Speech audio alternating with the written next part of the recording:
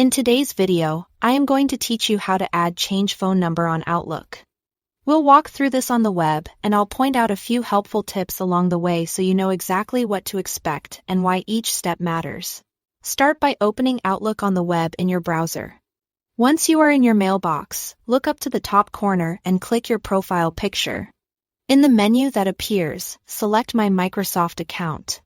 This takes you to your main account hub, where contact and security details are managed for all Microsoft services, not just Outlook. It may open in a new tab, so keep that in mind as you navigate. At the top of the Microsoft account page, click the Your Info tab. This is where your personal details live. On this page, look for a link that says Edit Account Info, or it might appear as Edit Profile Info, depending on the current layout. Both take you to the same place where you can update your contact information. If you are replacing an old phone number, find the existing number associated with your account and select Remove.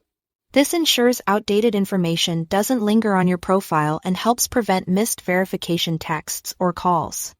You may see a prompt to confirm the removal. Just follow the on-screen guidance and continue. Next, add your updated details. Click Add Phone Number. You'll be prompted to enter the new number. Double-check the country or region setting and type your number carefully, since this number will be used for important account verification and recovery. When you are ready, select Next. A verification code will be sent to the number you just entered. Keep your phone nearby so you can receive it.